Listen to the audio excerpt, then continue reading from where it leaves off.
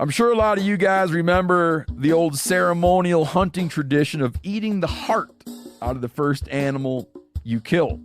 Meat from those organs are among the most nutrient-rich foods on the planet. You can get those same benefits your ancestors craved via convenient daily capsules from Heart and Soil. Find out more at heartandsoil.co. And remember, use code MeatEater for 10% off your purchase. There's nothing like snook hook sets at dawn or catching a tarpon in the moonlight. Find your next fishing trip made easy on fishingbooker.com and experience the magic of the Sunshine State or any other destination on your fishing bucket list. Book a blue water adventure in search of sailfish or go snapper fishing with the kids. With over 6,000 captains and trips to choose from, planning your next one just got a whole lot easier. Download the Fishing Booker app on the Google Play or App Store or visit them online at fishingbooker.com to book your trip today.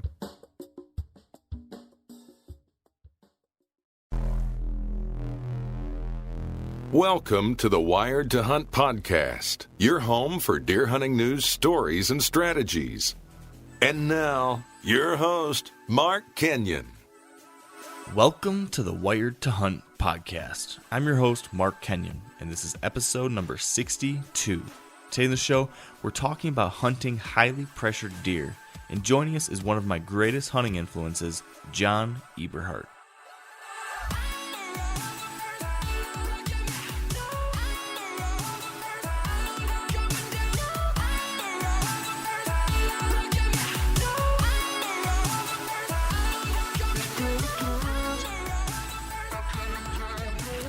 All right, welcome to the Wired to Hunt podcast, brought to you by Sitka Gear.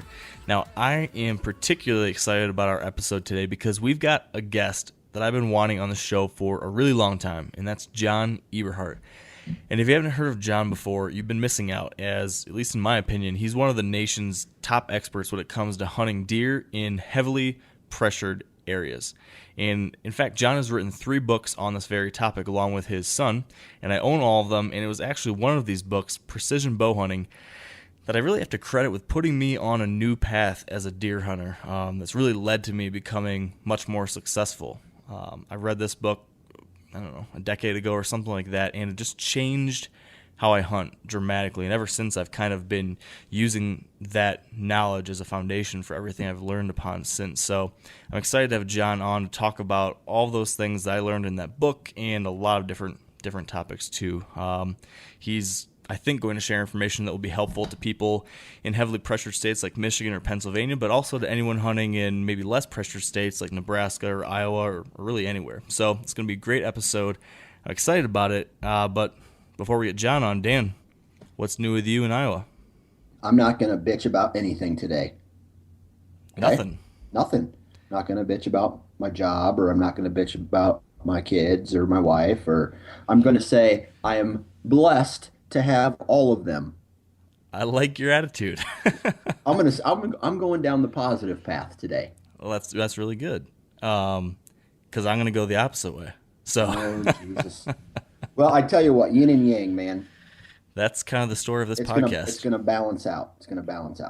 Yeah, I hope so. So why are you so mad? Well, I got really excited last week because I got a friend of mine who was going to help me out and mow my lawn while I was gone. And while he was in the area, he was kind enough to offer to check one of my trail cameras at one of my hunting properties close by. Nice. I was really excited about it, as you might imagine, since I hung these cameras back in mid-May, I think, before I left, and I haven't, it's been like 6 weeks, and I haven't been able to check the cameras, and I've just been dying to know if there's any good bucks in the area. So he goes out there to check it, and he actually calls me because he can't find it, and so I'm on the phone with him as he's like looking for the camera, and I'm like just so excited. I can't wait for him to get to it, pull the card, tell me that there's 10,000 pictures on it, pop it in his DSLR, and tell me, oh, giant buck. Instead, he says, oh, man, it's lying on the floor. It's lying on the ground. Oh, Jesus. Yeah. So right away I was like, oh, geez, that's awful. So then I was like, well, hopefully it just got knocked down recently, and it still took like 5 weeks of pictures. And it was on a like a stake. It actually was a stick and pick that usually they stay up great, and it's a great tool. But in this case, it got knocked down. And what actually ended up happening, he could tell by the area around it. I put this on the edge of a cornfield, inside the brush, off the field. But when the farmer came through to spray, the boom, the big metal piece that sticks out with a sprayer, must have gone wide, because all the brush that usually isn't affected at all by the farmer, that was all dead. So he'd sprayed everything by accident, did a wide turn, and his boom must have swung and knocked my stick and pick and my camera and just fell over on his face. And that said, was hopeful there'd still be 5 weeks of pictures or 4 weeks of pictures or something good on there. But he checked the camera, he looked at it, it had only taken 60 pictures, all does and sandhill cranes. So it was a complete failure. On the positive side, you didn't destroy that farmer's piece of equipment. Well, you're right. I'm sure that's the silver lining here, that my stick and pick and trail camera didn't destroy the massive boom on the sprayer. You're right. I know a guy who put a fence post in he drove a fence post down on the corner of this cornfield, and he didn't check with the farmer when they were going to combine, and when the farmer went to combine, he hit that fence post and it tore his combine head up really bad. Oof. Then the guy had to pay for it. That's an expensive mistake. Yeah, right? Yikes. Well, I guess I thought you were kidding, but now I guess you're right. There is a positive here. Right. Could have been worse, I guess. But I got one other camera in that area, and another one of my friends who's itching to do some deer stuff said he'd go check that maybe next week. So nice. Well, good luck. Thank you. When are you checking yours? I think next week again I'm going to check mine. Next weekend I have I'm going to call it a man weekend, but it's going to be by myself man weekend. My wife and kids are leaving the town, and then I'm going to stay at home and do a whole bunch of activities that I can't do when I have the kids and wife here. And then I'm going to probably Sunday morning, or actually Friday, right after I get off work, head straight down, check my cards. And then, yeah, dude, I'm pumped. There's one deer in particular. I just want to see what he's turning into. So, the non-typical? Yeah. I think it's Mark Kenyon. I think he's back. You with think a it's vengeance. Mark Kenyon? Yeah, I think he's back. I think he got sick of your neighbors with all the the fame and glory and fortune over there, and he said, "I got to get back over to Dan Johnson's place." Yeah, I wish all of them would do that. Yeah, I bet. Hey, I got more good news. What's that? I don't think we've talked about this on the podcast yet. You're going to be a dad? No? No. Oh, okay. Knock on wood. I said good news, Dan. Good news. Oh, okay. I'm just kidding. That'll be good news someday, whenever it happens. I want my wife to hear this. Moving forward. Moving on. The good news that I'm talking about is I drew an Iowa tag. Boom. What season? Archery. Okay. I know we talked that I was planning on hunting in Iowa, but I didn't know for sure yet. But now I successfully drew my tag, archery tag. I got my zone in the place I wanted to be, and it's where I've hunted before, so I know the general area. And like we said a week or two ago, I just have to get out there in August, knock on some doors, and hopefully find a farm or two I can hunt on. So, hey, I tell you what, our life is coming together. We finally got our zone for Idaho. You drew your Iowa tag. Yeah. What else? I mean, everything's coming together, and we're getting ready for the big push, I guess you'll say. Yep. Our lives and our basic plan for hunting is slightly less roughshod than it usually is, so that's good. That's right. That said, let's keep things on a good track here and not ramble as long as we usually do, and let's just get John on the phone, who I think is going to share some really interesting deer hunting know-how with you and me and with all of our listeners. So what do you think? Sound like a plan? I want to know about hunting high-pressure deer. You do need to hear about that, because you, my friend, even though we all deal with our own challenges, you're not dealing with some of the things that guys in some of these other states are. So I think we'll have some interesting things that you can see from John's experiences that maybe will be insightful. So, Gotcha. Shall we give him a call? Yes, I think we should. All right, here we go. All right, with us on the line now is John Eberhart. Welcome to the show, John. Thanks, Mark. I appreciate you inviting me. Yeah, me and Dan had just been talking before we got on the air about the fact that one of your books, Precision Bow Hunting, was probably the greatest influence on me as a deer hunter that I've had to date. When I first read that book, it really kind of changed how I think about some things. And ever since then, I've kind of grown from that. But really, that kind of formed a foundation for me as a deer hunter. So I'm particularly excited. Yeah. I'm really excited to be able to now talk to you now, years and years later, and learn even more from you, and hopefully have our listeners learn a lot about some of the things that I've taken away too. So that all being the case, so for those that maybe aren't as familiar with you as I am, could you share with us just a little bit about how you got into deer hunting and then eventually writing about deer? Well, I started showing an interest in archery back in the early 60s, and none of my family bow hunted, none of my relatives, and just went in this archery shop and watched the guy shoot and just got interested and started bow hunting in 1963 at an age of 13, and I don't know, I just got so involved in it, and I just loved it. The whole challenge of, getting that close to a deer, and it just was, always a grind back then because it was strictly public land, and I just enjoyed the challenge. And I've been doing it for 51 seasons. Wow. And then how did you end up going from just becoming a hunter or just being a bow hunter to then actually, doing what you do now with hunting media and writing and everything and then the books? That's really interesting because English, I almost failed high school because I struggled at English. I swear I got all E's in English, so I don't know how I got through high school. And then I didn't go to college. 1 year I went to college and I dropped out and went to trades. And I just, back in the 80s, I just felt a need to start writing because I didn't like anything I was reading. And I was a terrible writer. I struggled, and I just wrote for some regional stuff. And, anytime you just continue doing something, you just get better at it. And I just got better at it and better at it, and put my practices into words and just kind of moved forward. Yeah. I guess that's the only way to really say it. I'm glad you kept at it because now, heck, here I am today because of some of the stuff that you wrote. So I'll tell you what, cool. If you read some of my stuff in the 80s, I'm sure you'd say, this guy doesn't even know how to put a sentence structure together. How can he write about anything? And it's just a progression. And obviously now with Word and, you can research everything for sentence structure. I still don't know a noun from a pronoun. And, but I'm very good at writing now. I'm very detail-oriented. I'm very detail-oriented when I'm hunting because I have to be because I'm in heavily pressured areas. And I pass that on through my writing. Yeah, that's definitely evident when reading your stuff. And something you just mentioned, the fact that you're hunting in heavily pressured areas, that's really what I was hoping we could focus on today because, of course, that's the topic of a lot of what you share in your books and articles, and it's also something that a lot of our listeners and myself can relate to. I'm from Michigan. I hunt a lot in Michigan.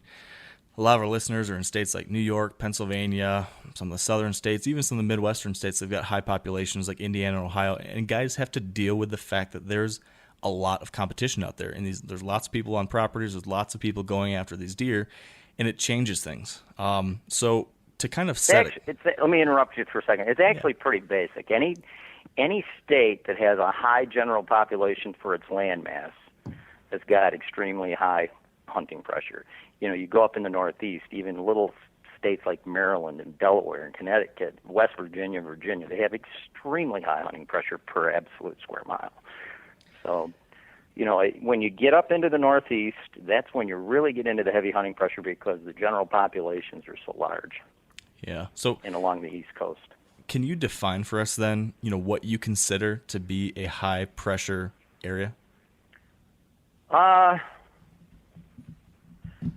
First of all, you have to define hunting pressure from hunting presence. Okay, if you are in a managed area and there's 10 bow hunters in a section, but everybody has a kill criteria of 120-inch deer or a 3.5 or 4.5-year-old buck, that's not hunting pressure, that's hunting presence. because there's no consequences on deer as they're growing to hit until they hit that age criteria or antler criteria. Gotcha. So what I consider heavy hunting pressure is areas with lots of hunters where they're all targeting pretty much any legal antlered deer. In those types of areas, not many bucks live to 2.5, and very few live beyond that. So of all the places you've hunted, John, what state would you consider to have the highest hunting pressure that you've actually hunted in? Michigan, hands down. Yeah. Hands down, Zone 3 in Michigan. Our great home state. Yes. Well, Zone 3 in Michigan has a real high general population. We have the most bow hunters of any state in the Union. We have a huge land mass because we got the UP, which is almost 1/3 of our land mass. But if you take that land mass out and you divide bow hunter licensees into land mass, I mean, it's about 8 per square mile. Wow. And I hunted a spot for years where there was at least 40 bow hunters in trees on opening morning in one section, 640 acres. That's pretty crazy. That's opening morning rifle season is quite an affair here in Michigan, that's for sure. That was bow season. Well, that was bow season. Yes. Yikes. Those numbers were probably doubled. They were probably 60 to 80 on opening day of gun season. Yeah. So, and that was in southern Michigan, down around Gregory. Okay.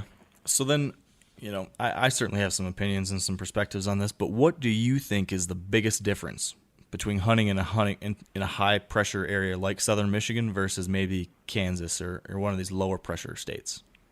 The deer have brains. A mature deer actually is smart.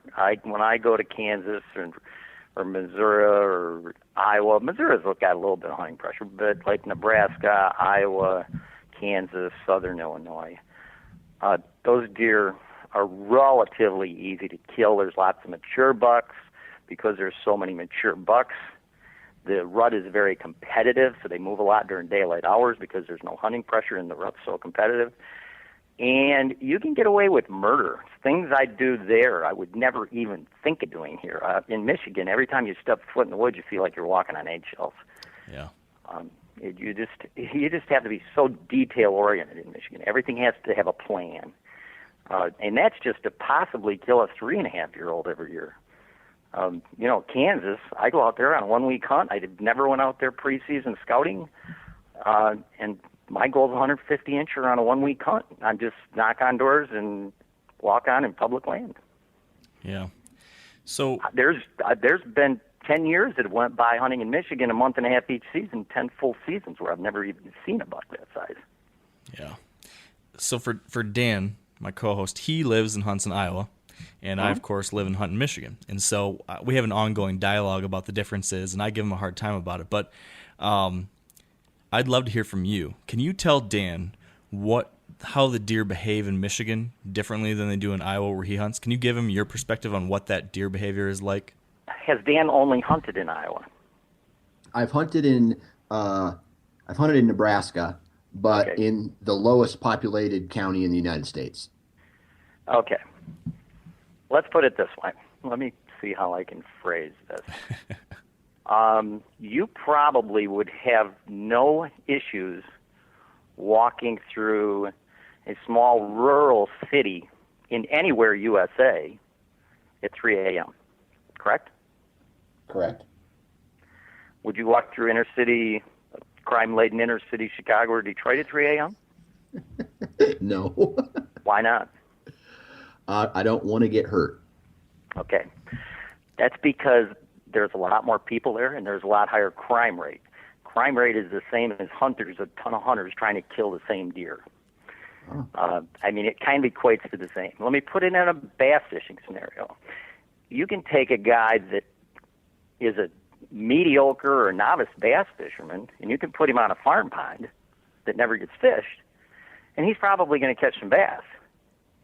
Now, you put him on a public lake against a lot of other fishermen that fish all the time, he may not catch a fish in a day. So, everything is kind of according to the pressure that something gets. I guess that's the easiest way to put it. When you have 30 bow hunters pursuing, year and a half and 2.5-year-old deer, not many deer survive to 3.5 years old. When I was in Iowa or Kansas, there's tons of deer that survive beyond 3 years old. I mean, I'm targeting 4 and 5-year-old deer, and they exist. They just don't exist in states like Michigan because they get killed before they get that old. And the downside is people from out west, they can't relate to hunting pressure because they've never seen anything other than what they're hunting. So everybody thinks they're hunting pressured areas, when in reality that's not true. Yeah. Yeah, I think it... Well, it's pressure to them, but it's not pressure to somebody else. Most Michigan hunters or PA hunters or New York hunters that I know that go west have an extremely high success rate on 1 week hunts. Yeah, because they're detail-oriented. It's a different ball game. Totally. So for then the hunters who are in Michigan or New York or Pennsylvania, or a couple weeks ago I told Dan I'm going to try to get him to come and try hunting in Michigan once so he can experience that. I want to talk about how people can still have success on 3.5-year-old bucks or older, which I know you have proven. You've been doing that in Michigan consistently. I wouldn't say consistently, but it happens every so many years. So maybe more consistent than most people. Yeah, that would be a safe bet. I've got 27 in the book, and I actually killed 2 last year that made book, but the year before I didn't even see one that would make book. Yeah, it can be tough. So in your most recent book, I believe it was called Bow Hunting the Eberhart Way. Correct. And it really talked about, how you guys are having success in these highly pressured states. Can you summarize in some way what the Eberhart Way is? Absolutely. It's very simple. Go to areas where other hunters are not willing to make the work effort to go to. When I hunt public land, if I can walk in an upright walking position, I remember seeing a TV commercial with Michael Waddell with a climber stand on his back walking down a 2-track going hunting. If you can walk in an upright position in Michigan on public land to any spot, I don't care where it is, it's worthless. I don't care how much sign there is, signposting. It was like any signposting, if it were done by a mature buck, it was probably done at nighttime. Signposted, because basically mature bucks, if they live to 3.5 years old in Michigan, they just do not make themselves vulnerable during daylight hours. The only time they might is during the rut when they're actually on a hot doe. And that's just not the case in lightly pressured areas. So basically, if I can walk to a spot and it looks great, there's scrapes and there's rubs, if I can walk there, I'm setting it up. It isn't going to happen. Most of the spots I hunt on public land or even on a lot of private lands where I have permission with other hunters, I have to access my locations with waders, a canoe, a boat, or crawling through brush to get back to a little clearing or an island someplace. Because if you're not, that's where the mature deer go. If there is a mature deer on the property, that's where the hunters that are hunting there are going to push him. That's the only place back in those really deep, secure zones where a mature buck might feel comfortable moving during daylight hours without actually being on a hot doe. Now, other than the criteria of being, inaccessible by humans, when you're looking for places to set up on a mature deer in these high hunting pressure areas, I imagine where you're setting up depends on the time of year. Can you walk us through what your ideal locations for stand setups are in the, first early season, then moving on to the rut, and then maybe moving on towards the later season? First off, I want to say I do zero preseason scouting and stand preparation. All of my hunting locations are prepped after season before we get spring green up. That way I'm not molesting my hunting area prior to season, because any influx of human activity in a heavily pressured area, if there is a mature buck, he's going to turn nocturnal almost immediately until the rut phases. So then hunting early season is a waste of my time. But when I do hunt early season, I look for areas, I'll set areas up during postseason, like at white oaks, back within heavy cover, or a lost apple tree, or maybe where a ridge line dumps down into a cattail marsh, a terrain feature change. and I'll set them up during pole season, and then I'll take a quick speed tour. I don't call it scouting, it's a speed tour. Obviously if I'm setting up next to a mass tree or a fruit tree, I have to check prior to season to see if it's going to bear mast or fruit. Because obviously if I go there and there's no apples in an apple tree, I just wasted a hunt. So I do a speed tour and total scent lock of my locations for early season hunting. And if I see apples or white oaks, acorns on the ground, and there's some sort of buck sign in the area, like scrapes or some rubs, that's a spot I'll probably hunt first day 2 or 3 of the season. Okay, so then as the season progresses then, let's say you didn't have your early season success. Now we're getting into late October, maybe early November. Where then are you going to be hunting? And I don't hunt much during the October lull because that's kind of a waste of time. During the rut phases, what I almost key almost 100% on scrape areas. And typically, when I say scrape areas, active scrape areas, they're going to be where there's some sort of a food source. So like this little lost apple tree or the white oaks or, an area where there's some sort of food source back in heavy security cover, that also would be a spot I'd hunt it the first couple of days of the season. And then I would totally leave it alone during the October lull, and I might start hunting it again pre-rut, maybe Halloween shortly thereafter. And it's always, if I'm going to morning hunt it, it's going to be a 2 hour before daylight entry, so I don't spook anything coming back into bed before daylight, which is common for a mature buck in a pressured area. And if it's in a bedding area, which I hunt bedding areas a lot, it'll be an all-day hunt. 2 hour before daylight entry and an after dark exit. So I don't spook anything with my entry or exit. Yeah. So you mentioned the scrape areas, and I've heard you and your son Chris refer to these as primary scrape areas as well. And it's something I've always been intrigued by because you hear a lot of other hunters talk about this trend, or there was a trend maybe a decade or 15 years ago, scrapes were all the rage. And then more recently, people have been talking about the fact that, the majority of scrape use is during the night. And so a lot of hunters are sitting over scrapes and they're not seeing deer. Now, from what I understand from talking to Chris and from what you just said, is that what you guys are really recommending is not hunting near the scrapes that most guys think of, those field edge scrapes, the scrapes that are out in the open, but really things that are tucked back in the cover. But is that accurate? Is that the primary scrape area?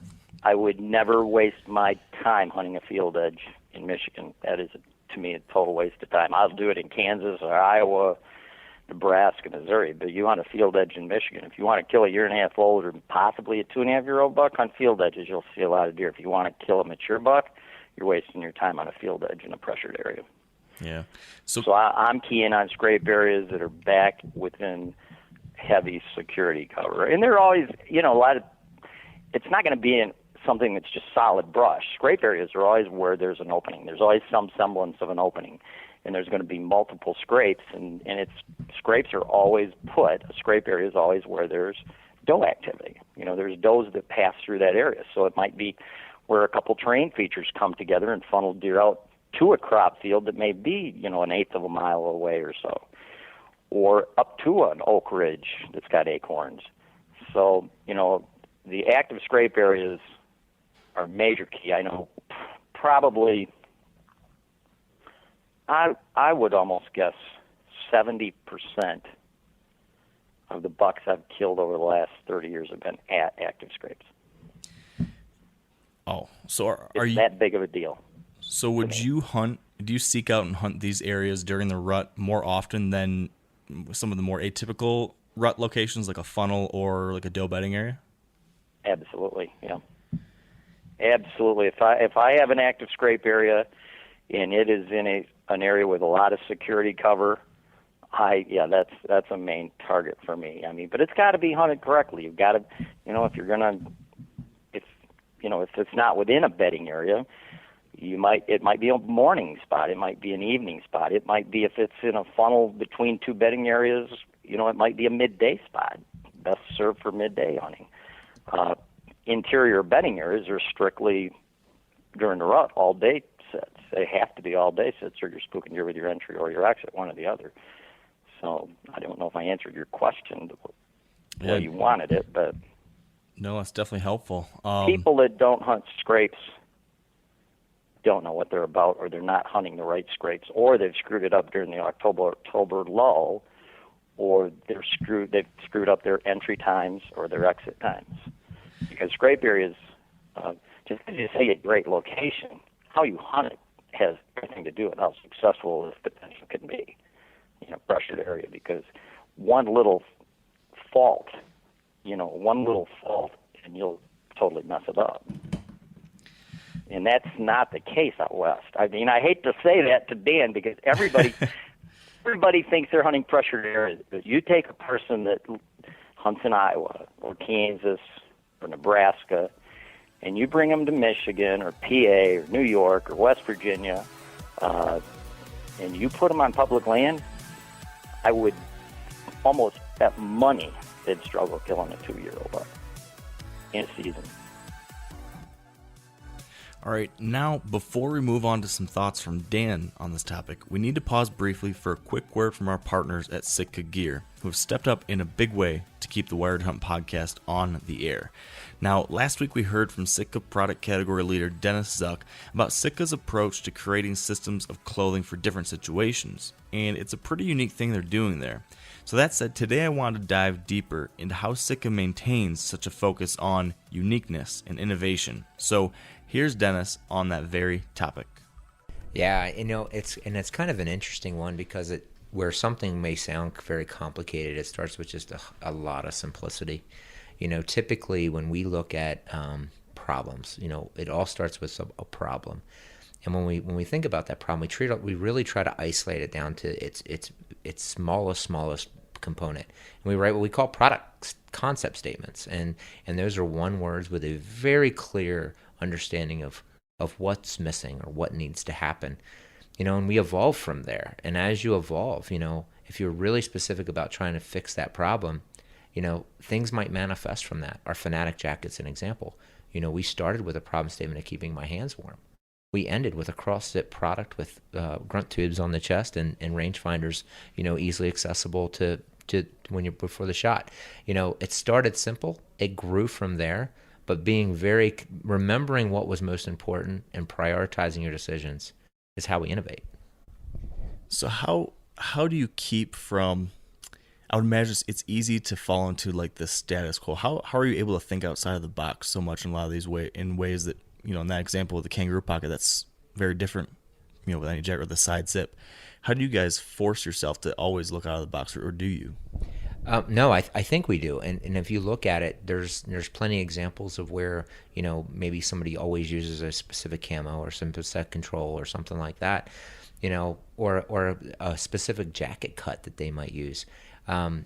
We do what we do because we're trying to change the industry. We're trying to make a better product. So we challenge ourselves, and we challenge ourselves across our own categories. And, Jonathan Hart, as an example, he's, very inspirational in a lot of ways. But, one of the things he said as we were developing our glove program was, well, if they're not different, are we challenging ourselves enough? And I think that's a good statement, and it's constantly reminding ourselves that we're putting this on us to make a next level product. It's who we think we are. So there you go. Sitka Gear, constantly innovating to create next level products. And now, back to the show. It's definitely a difference. So Dan, then, since we've been talking about this, what are your questions for John? What are your thoughts after hearing this? Well, you briefly touched on your access in and out, and that you're leaving these spots alone. What I want to know is, are you setting up in the dark in the mornings, like going in fresh to a particular spot, or have you already set your stands up? I hunt out of an old sling, a harness system, so my trees are prepped. No, I never go in and set a location up before I'm hunting it, that day. My trees are all prepped. I don't leave stands in the trees.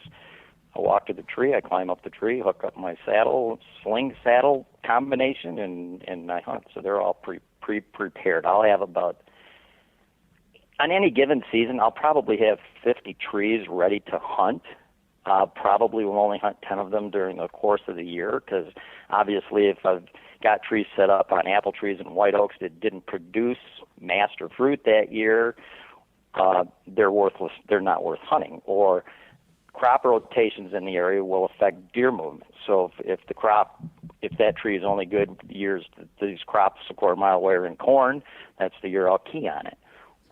In years it's in beans or hay, I won't. So I have a lot of trees pre-prepped, and I don't have to go in and prep anything during any hunt. It's already done. Now, when you say prep, are you talking about cutting shooting lanes? Lanes are all, that's all done way in advance. Okay, because I know in Iowa on the public land, you're not allowed to cut shooting lanes. You're not allowed, and you can't in some public land. You're not allowed. You can only go in 7 days prior to the season. And I didn't know if is that a rule in Michigan or? No, in Michigan you can go on the public land whenever you want. You can't cut shooting lanes. Okay. You're not supposed to cut shooting lanes. Let me put it that way. And in Iowa and Kansas, when I've hunted out there, I really haven't had any need to cut shooting lanes, because I'm not hunting the dense cover when I'm hunting in those states, because it's not necessary. And then the mature bucks.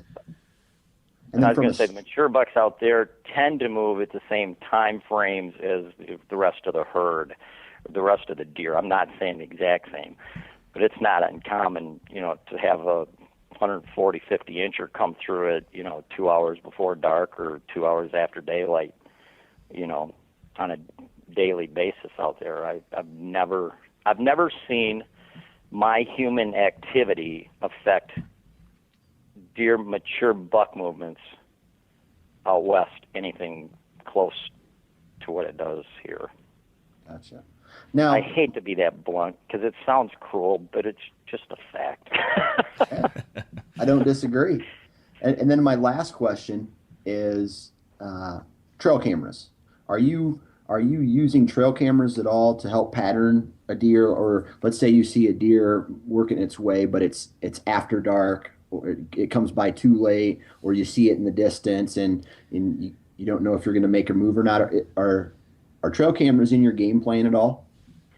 I've started using trail cameras. I've used trail cameras in Kansas.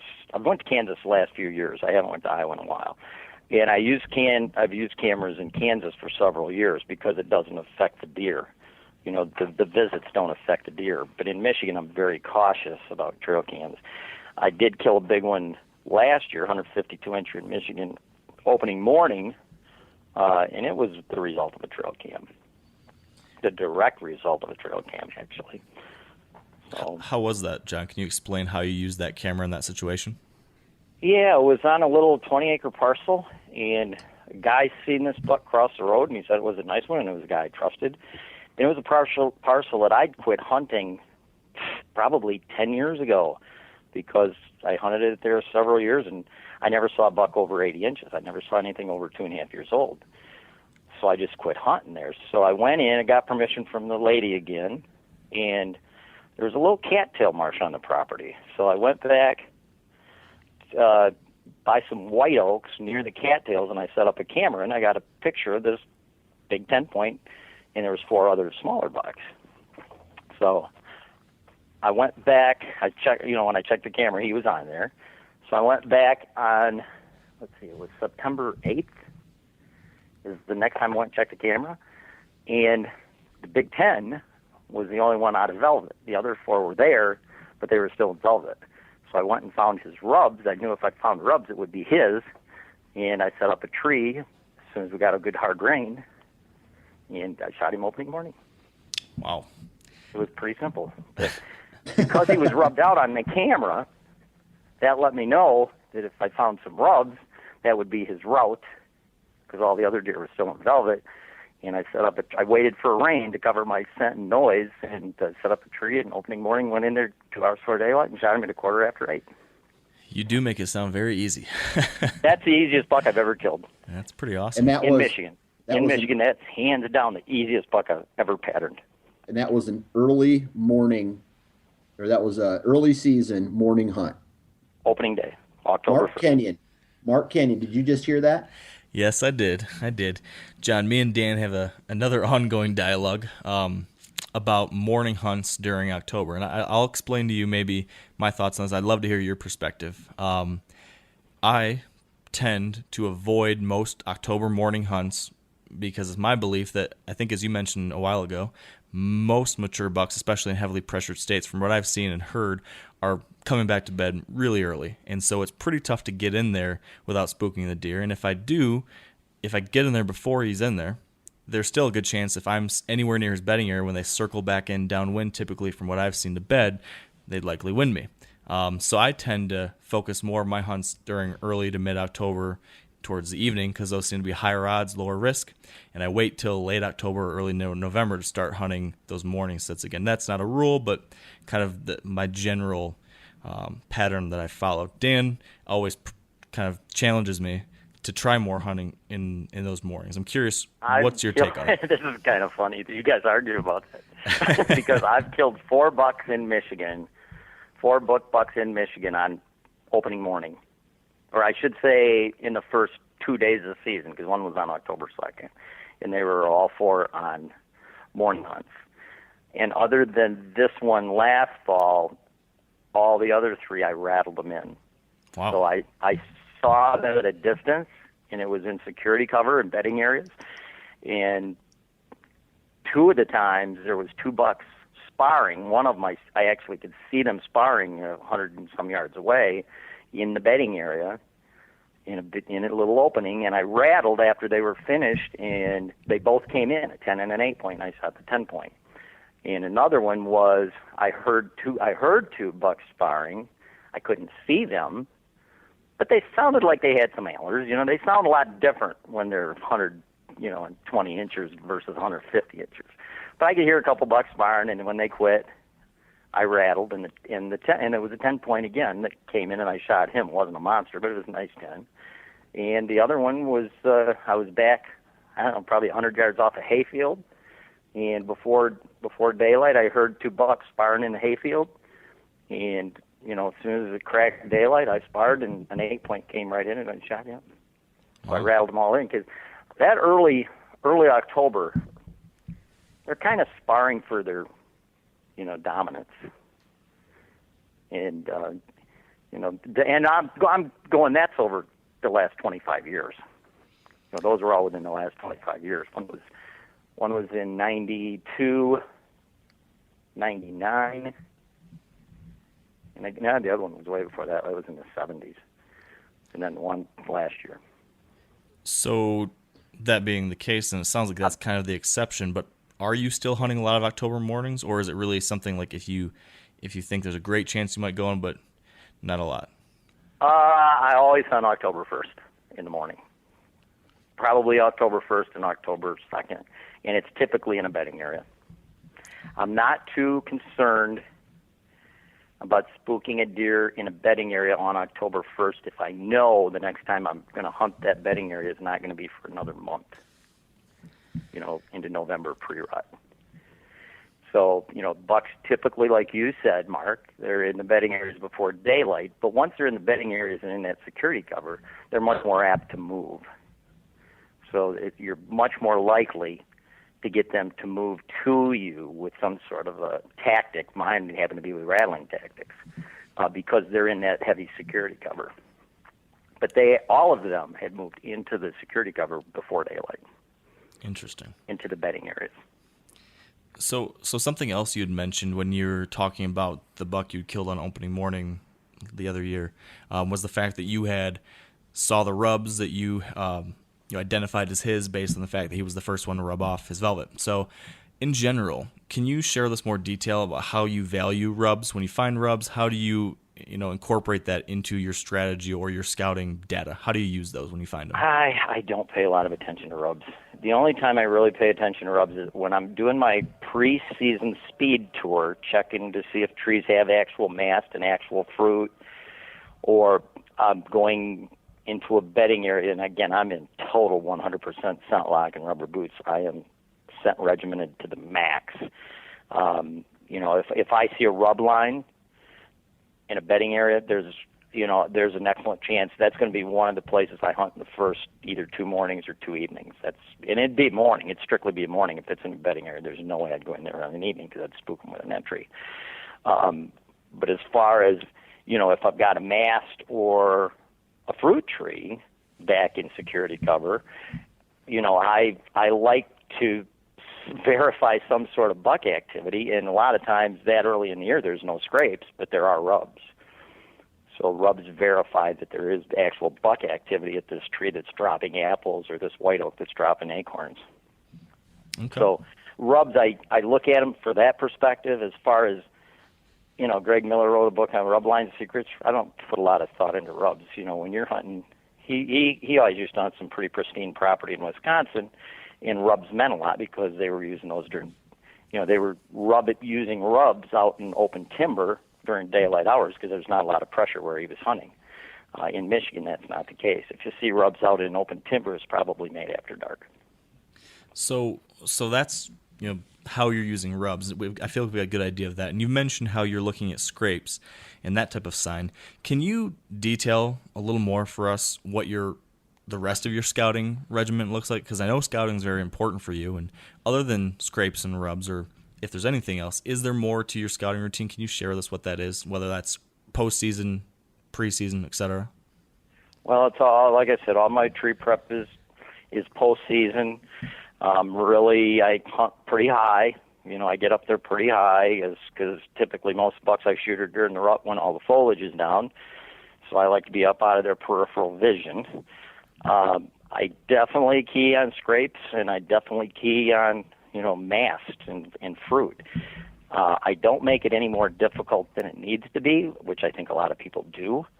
I key on specific things, and in bedding areas, and that's about it.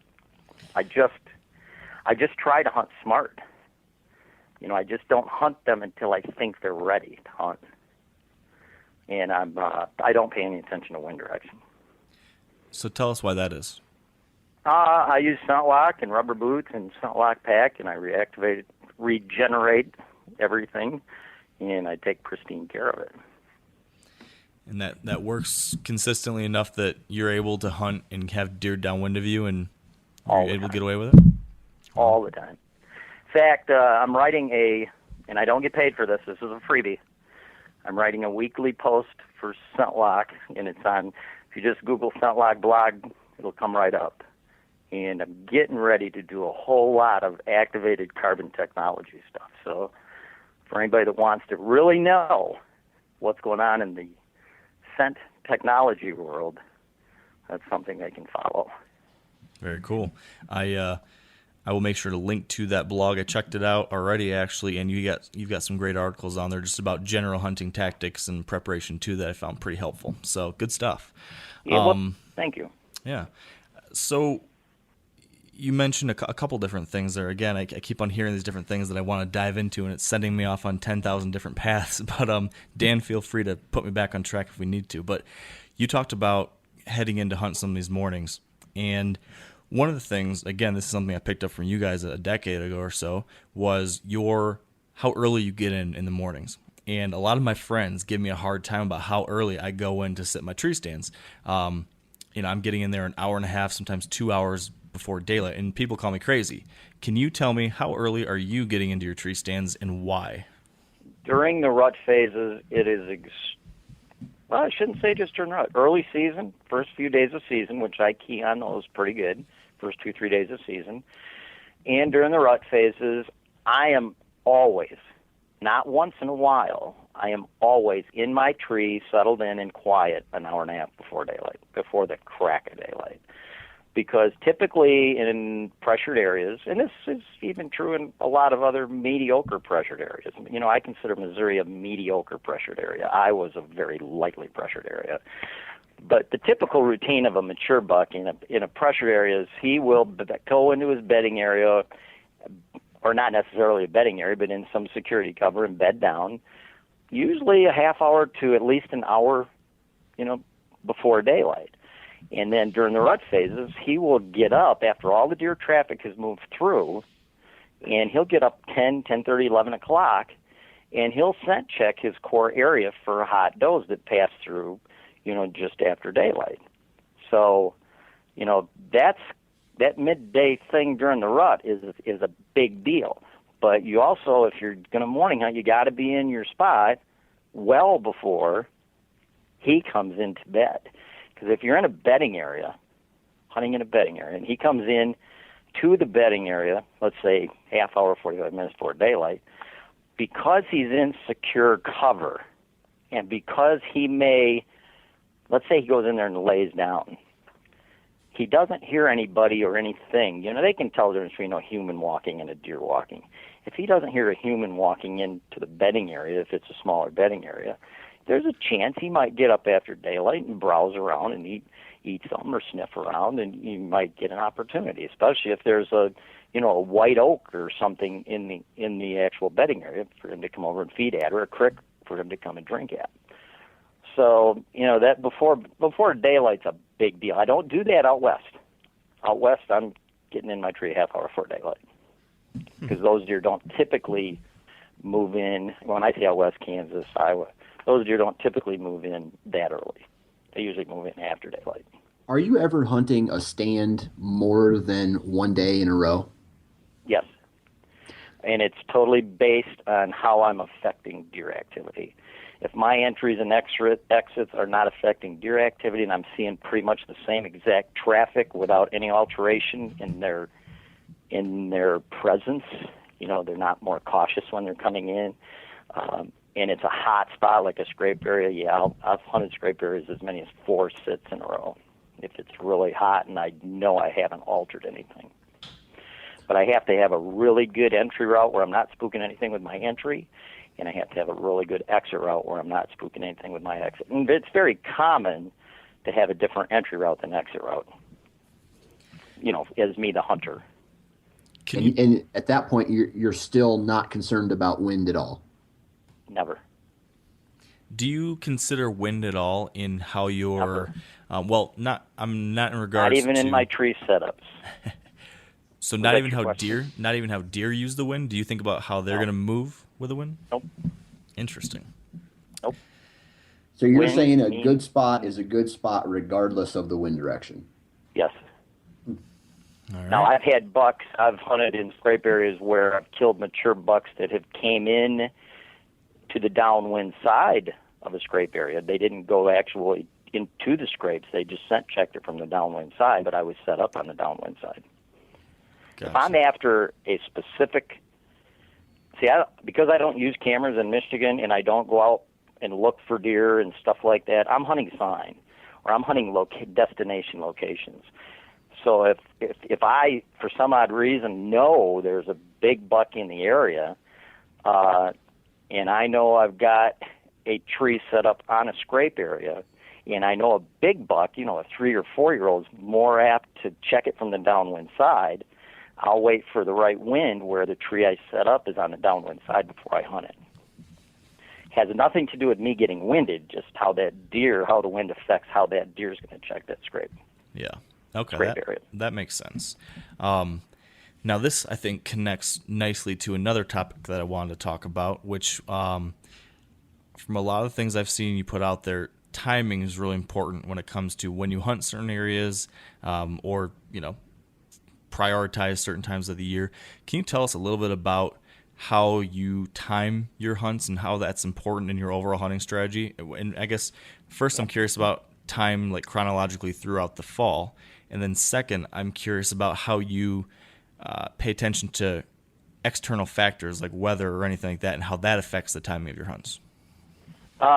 Weather's interesting, and I'll touch on that. Don't let me forget. Okay. But I key on a pre-rut. I key on pre-rut, which would be like Halloween until November 5th to 7th. Then we get into the full-blown rut. After the 5th or the 7th, depending on the year, does start coming into heat. And once the does start coming into heat, the bucks that I want to kill, which would be the dominant buck for the area, because there's so few of them in the areas that I hunt, they're always doed up. So patterns are out the window. Pre-rut, a mature dominant buck has some semblance of a routine. He's going to go bed before daylight, get up midday, scent check his core area for does that might have came in earlier in the morning, and bed back down at 2 or 3 o'clock in the afternoon, and then get up and move after dark out into the crop fields and continue chasing does. So pre-rut, there is a routine, and they're much more apt to check their scrape area because, again, scrape areas are made or put where there's a lot of doe traffic. So, they're more apt to check a scrape area because they're not already with a hot doe. Once the rut starts and all the does start coming into estrus, then those patterns go out the window because now they're following doe patterns. And, there's not a whole lot of rhyme or reason. It's a guy that hasn't got a clue can be sitting in a BFE tree and kill a monster buck just because a doe drug him by there when he was chasing her, and he just happened to, she just happened to run by this guy's tree. As you guys know, if you've hunted a long time, during the rut, you'll see bucks chasing does on definitely unpatternable routes. And when it comes to weather, probably my favorite weather to hunt in is a drizzly rain. Yeah, this is one of those topics that in Michigan, let me put it that way. Yeah. So can you expand on that? Why do you like hunting those light rainy days? I think the dominant bucks feel a lot more comfortable moving because they're not making noise. When it's dry and quiet, every time a mature buck takes a step, they stop and see if there's a reaction to it. When it's drizzly rain, they don't. They move a lot more steady. They can smell better. If you go out when the ground is damp snow, a beagle's much better at tracking a rabbit. And animals can just smell better when there's a light mist or, moisture in the air. So they can smell better. They make less noise. And I think in pressure areas, they probably, while they're growing up, have had less interactions with hunters moving during rainy weather, as they're growing up as, from fawns to 1.5 subordinates to 2.5, and maybe feel a little more comfortable. I don't know how a deer feels, but that's just my take on it. Yeah, I feel like I've definitely seen a similar pattern when hunting in Michigan, that those light rainy days, whenever I see that in the forecast, I'm in the woods. Like, I make sure to be there, and I have just seen consistently, like if I were to go back and look at my last 5 years of mature buck sightings in Michigan, off the top of my head, I would guess that 6 out of 10 have been on rainy days. I think there really is something to what you're saying there. What about other types of weather? It's kind of weird because does, if you want to see a lot of does and fawns and subordinate bucks, nice sunny days are the best days. So, that's the one thing. During foul weather, you're going to see less deer in general, but you're more apt to see a mature buck. Yeah. Now, what about other weather? And I don't like to say this just to Michigan. When we're talking pressure, we've got to include New York, PA, the whole Northeast and East Coast, get down into Kentucky, parts of Ohio, parts of Wisconsin. Those areas, there's a lot of hunting pressure in certain areas in certain areas of every state. I'm sure there's places in Iowa that get a decent amount of hunting pressure. Yeah, it seems like there is those pockets just about anywhere. But can I say one? Can I interrupt for a second? Yeah, please. I want to give you one stat, because I do. I put together in every book all the hunting stats.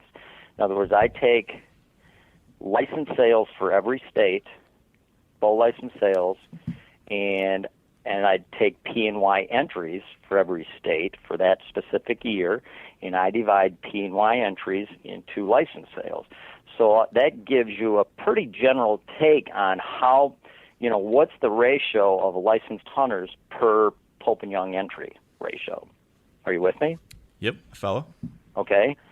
Iowa and Kansas are about 1 out of every 150 to 180, depending on the year, licensed bow hunters enters a Pope and Young buck. Michigan, on average, is about 1 out of every 5,162. PA is about the same as Michigan, and so is New York. So basically, if you took, with that statistic, if you took 91 bow hunters, I'm doing my math correctly, if I remember correctly, 91 bow hunters from Michigan, and they hunted for 50 full seasons in Michigan. Only one of them would enter a Pope and Young buck. That's how bad it is.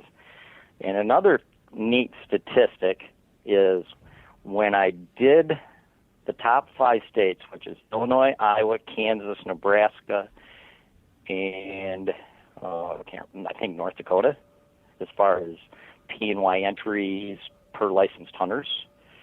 If you, on those 5 states, the average buck entry was almost 15 inches larger than those from the east, northeast. They had it 15 inches more bone, which means a lot of people in those states don't even enter the bucks because it's not a big deal to kill a Pope and Young buck out in those states. You kill a P&Y buck in Michigan, I mean, everybody freaks out. As you well know, Mark. Yeah, I do.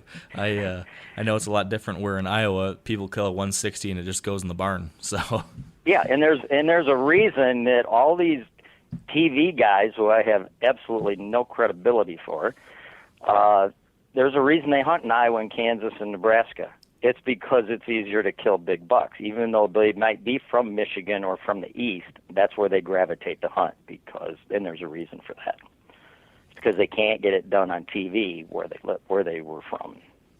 Yeah, it's no easy task, that's for sure. No, and deer hunting's hard, bow hunting's hard everywhere, so I sure as heck don't want to give everybody the impression that they're falling out of the sky out west, but it's just a different animal. Yeah. So one last thing on weather, if I can take a step back. Yeah. We talked about rain. Are there any other weather factors that you key in on? Obviously snow. I like hunting in the snow. It's the same deal. It's just precipitation. Light snow, not a heavy snow. And I don't mind hunting in wind as long as it's not like 30, 40 mile an hour gusts. I don't mind hunting in wind because I think mature bucks, I've killed a couple really nice bucks on windy days. I shot one in Illinois on public land in December. I think it was December 17th in 2008. And it was a 35 mile an hour stiff wind, and it was 7 degrees before the chill factor. And I saw 5 bucks that afternoon on public land 2 days after gun season ended. Wow. And killed a 12 point, and it was really windy. I almost got out of the tree and went back to the hotel because I said, there's no way I'm going to see anything here. And then I saw 5 bucks all in the last 15 minutes of daylight. Jeez. That's one of those days where you're really glad that you stuck it out through the wind, that's for sure. I honestly can't believe I stayed there. I can't even believe I went hunting that day. But I proved something to myself. You know, you can't kill a deer in the hotel room. That's true. And that's what I thought when I was sitting there in this tree, and my tears are running down my face because of the wind chill. And I was like, you know what? I can't kill a deer in the hotel, and I'm here on a very short-term hunt, so I might as well stick it out. I have the clothes for it. I was nice and cozy, so. Wow. So I've got a handful of other things here I want to try to touch on real quick. Calling and decoying. Those are tactics that can work great out in some of the states farther west. What are your thoughts on using those types of tactics in high-pressure areas? Well, as I mentioned earlier, I've killed 3 bucks in the first 2 days of bow season by rattling them in. And they were all opening mornings. I think one was in the 70s, 1992, 1999, and then the one I shot last year wasn't rattled, but that was an opening morning deer. So I use tactics a lot in Michigan. They work much, much better out west, and you can be a lot more aggressive out west. If you rattled aggressively like you see on TV, you know, where they got these big fake antlers and they smash them together, you did that here, you'd spook everything in the neighborhood. But if you rattle and you do it subtly, like sparring sequences, and you do it in security cover at the right times of day, or, you know, I've had my best luck in the mornings because it seems like in the mornings deer are a lot more calm. You know, they've been moving all night, they've had no pressure. You know, they're just in a calmer state in the morning than in the evening. In the evening, they think, you know, it's like they're walking on eggshells because they're getting up, they've been bedded all day. Now they're going out and it's daylight and there's human activity and they kind of freak out. That's why most big bucks don't move till it's dark. But tactics do work. I think I've killed 2 decent bucks. They didn't make book in Michigan with a decoy. I've killed several book bucks. Not several, but I've killed a couple book bucks using a carry light decoy. They were both in Iowa. One was 180 incher. And tactics work great out of state, out west. In Michigan, you got to be very, very cautious. And if you're going to rattle, you got to do it very subtly, not very frequently, not very long, not very loud. And you got to do it at the right times and in the right places. Everything boils down to the place and the time and the situation. I mean, that's basically what bow hunting boils down to. Yeah, so true. Now, something that we haven't touched on yet, and I know from my experience at least that this is something that's a particular challenge for those in high hunting pressure areas, is hunting in the late season. Especially like in Michigan, we've got such a long gun season, and the muzzleloader season, there's a ton of pressure. Do you have can you share your perspectives on hunting the late season and any advice for having success in high hunting pressure areas during that time of year? Yes, go out of state. I've killed 2 decent bucks in Michigan in December in 51 seasons. And it's after, Michigan has like 52 days of gun season. And in December, if you're after a 2.5 or a 3.5-year-old or older deer, your odds of getting an opportunity in a pressured area, and there are a lot of managed areas in Michigan where, you know, people own big chunks of land and they got food plots and stuff. So not all of Michigan is pressured by any stretch of the means. But if you're in a pressured area, your odds of getting an opportunity at a 3.5-year-old or older buck in December after that much gun season is about as close to zero as you could get. Pretty now, tough. when I went to Illinois, I've been to Illinois on public land in mid-December twice or 3 times, and I was successful twice. So 2 out of 3 for a December hunt. And that was, I was very, very happy with those odds because it was right after their gun season. Yeah, that's pretty incredible. Definitely. But I did something kind of different. It was in parks that, you know, during their November bow hunt, you have to have permits.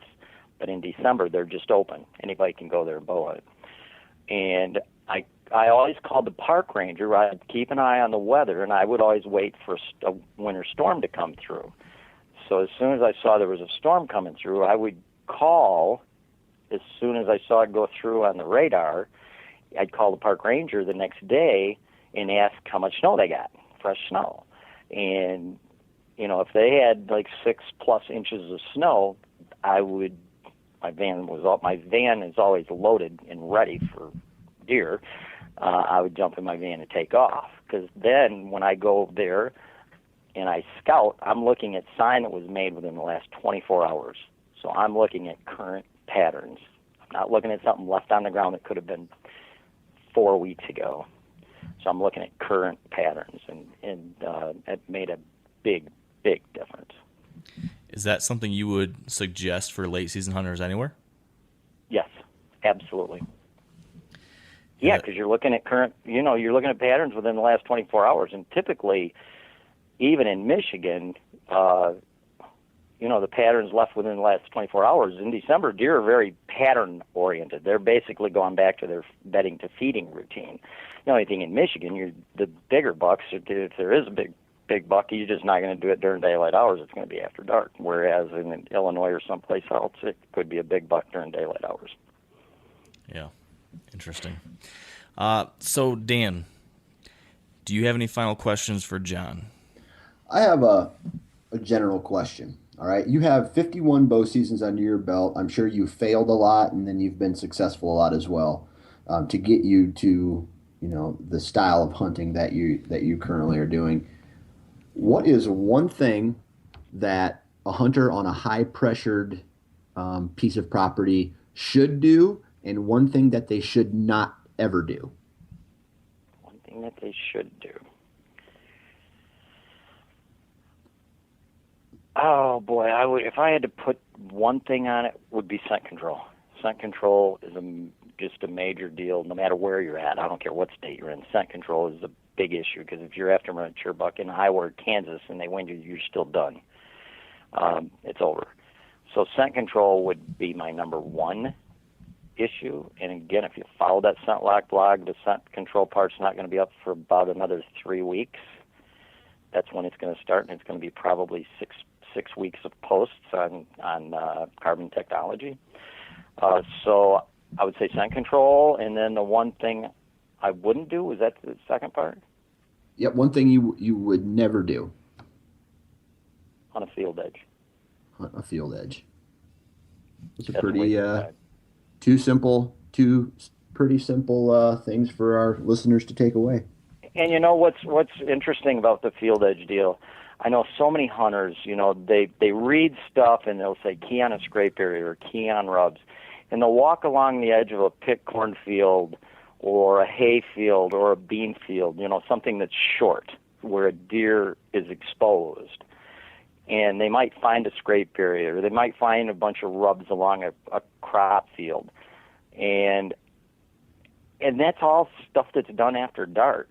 Now, if I were to find a scrape area and it butted up next to a standing cornfield, there is an excellent chance that I would hunt that opening day of season, because mature bucks are very likely to be bedded in the standing corn. So you're basically got cover to cover. As long as you've got brush on the one side and then standing corn on the other, you're hunting a 5 feet to 5 yard transition zone from cover to cover. And so if there's scrapes there's an excellent chance that those might be visited during daylight hours.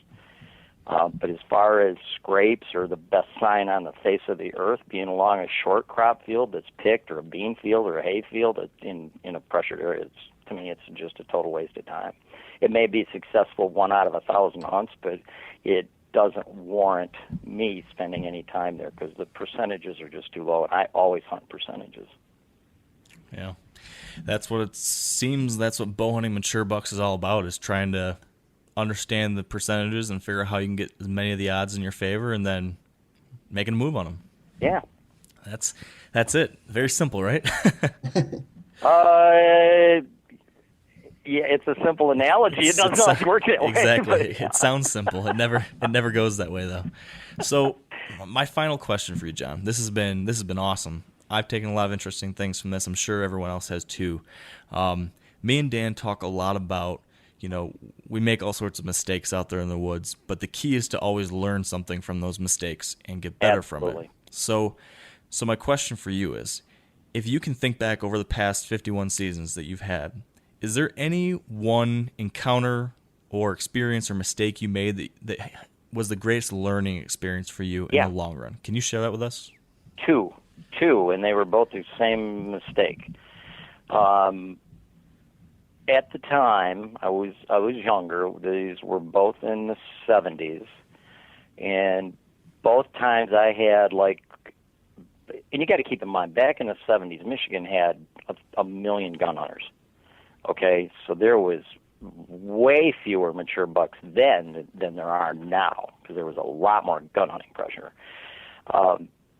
So back in the 70s, on 2 different occasions, I had a mature buck within about 30 to 35 yards. Keep in mind, this was before laser rangefinders.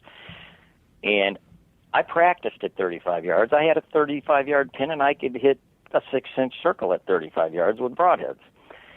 And both of those times, it was during the rut, and both of those times, the bucks were en route to me. So rather than take the shot when they offered it, because both times they stopped and offered me a decent quartering away or broadside shot, and I didn't take it because their path was coming closer. I felt both times they were going to come within 10 to 15-yard chip shots. And both times they caught wind or saw a doe that I did not know was there up in the timber, and they took off after them.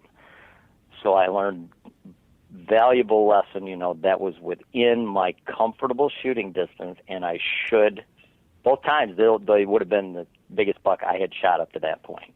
And so I learned a valuable lesson that if it's within your comfort wheelhouse shooting distance, take the shot. If it's a good quartering away or broadside shot, if you're comfortable with the shot angle, because especially during a rut, man, they could change their mind at the drop of a hat. That's one lesson I've never forgot. You always remember the times you mess up, much more so than the times you're successful. Yeah. The ones you mess up on always stick in the back of your craw. And that's a good thing, because if you're not learning, you're not moving forward. And that right there is, I say that the moral of all of our podcasts has been that line right there. If you're not learning, you're not moving forward. And that's what it's really all about, as for all deer hunters, right? It's going out there, enjoying yourself, screwing up sometimes, and learning from it, and becoming a better deer hunter because of it. So that's what life is about. Yeah, that's true too. Very Business true. Or whatever you do, if you're not taking a chance and learning, you're not going to move forward in life, period. Yeah. If you're afraid of failure, you're never going to move forward. And I think that's a perfect place for us to wrap things up, John, because that's some wise words for everyone. So this is, like I mentioned, this has been great. For anyone out there that's listening who wants to, get more of your information, your books or your articles or anything, where can they go online for that stuff? I sell my books, 3 books in videos, and they're strictly instructional videos, no kills on them. Deer, DEER -JOHN.net. Okay. Or all you'd have to do is Google John Eberhart and it would pop up. Perfect. I will make sure to include those links on the podcast for this episode, so anyone listening, make sure to check that out. As I mentioned earlier, I highly recommend all of John's books. I own them all. I've read them all multiple times. They're absolute gems. So check them out. And John, thank you so much for your time today. We really appreciate it. Thanks, Mark. Thanks, Dan. Yep, you have a good one. Okay, you too. All right, John. Bye-bye. Bye-bye. All right, well, that is going to be it for us today. And in closing, a few quick updates. First, as we mentioned a couple of weeks ago, I think you can now buy Wired to Hunt truck decals at wiredtohunt.com/shop. And that's where you'll also find our hats and shirts. So check all of those out there too. In other news, make sure to subscribe to the podcast on iTunes, or if you use Android, check out Stitcher. Those 2 apps will make it a lot easier for you to get each week's podcast delivered right to your mobile device. So be sure to check that out. Finally, we'd like to thank our partners who help make the Wired to Hunt podcast possible. Big thank you to Sitka Gear, Trophy Ridge, Bear Archery, Redneck Blinds, Huntera Maps, Ozonics, Carbon Express, Lacrosse Boots, and the Whitetail Institute of North America. Most importantly, though, thank you for joining us. We appreciate you tuning in, and I hope you learned a lot from John in this episode. I know I did. So until next time, have a great week, and stay wired to hunt. I'm sure a lot of you guys remember the old ceremonial hunting tradition of eating the heart out of the first animal you kill. Meat from those organs are among the most nutrient-rich foods on the planet. You can get those same benefits your ancestors craved via convenient daily capsules from Heart and Soil. Find out more at heartandsoil.co. And remember, use code MeatEater for 10% off your purchase. Outdoor adventure won't wait for engine problems. Things like hard starts, rough performance, and lost fuel economy are often caused by fuel gum and varnish buildup. Seafoam can help your engine run better and last longer. You simply pour a can into your gas tank. Hunters and anglers rely on Seafoam to keep their engines running the way it should the entire season. So pick up a can of Seafoam today at your local auto parts store or visit seafoamworks.com to learn more.